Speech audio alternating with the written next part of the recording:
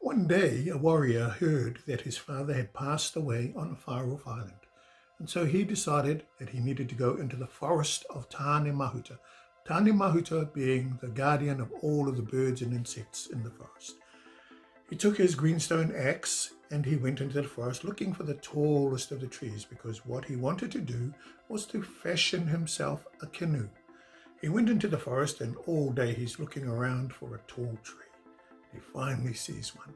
Ah, that is the tree I want to cut down so that I can make myself a canoe, so I can go and fetch my father from that far-off island. He cuts the tree down.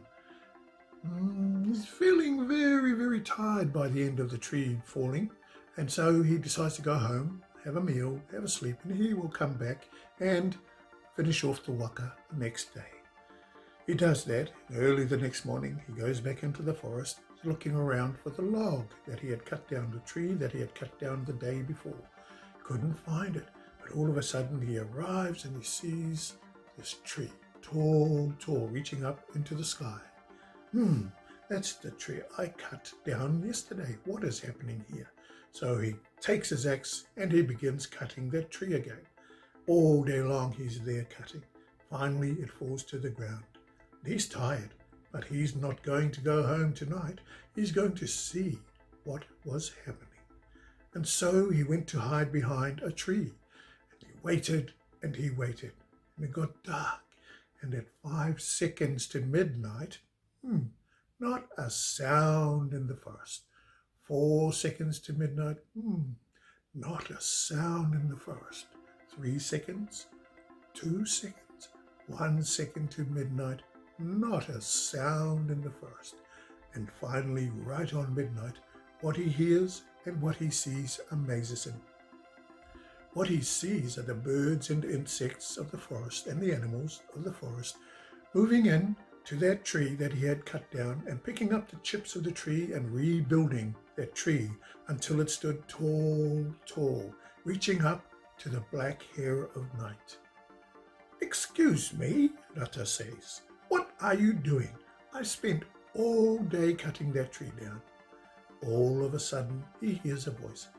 "You did not ask for permission to cut that tree down.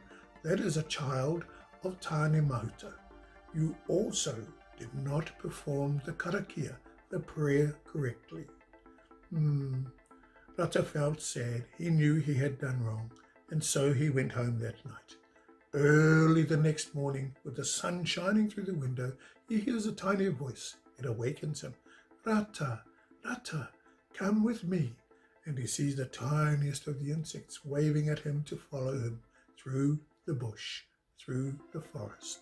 He follows this tiny insect and he gets to the place where he had cut the tree down, and what he sees amazes him. What he sees is a beautifully carved canoe. "Why have you done this?" Ratha has said. "Because," the tiniest of the insects said, "Ratha saw that you were sorry for what you had done. You knew that what you had done was wrong, and so he has asked all of his children to carve you a beautiful waka. Here it is, Ratha. You can take your waka and you can fetch your father from that far-off island." And that is the story of Ratha and the canoe.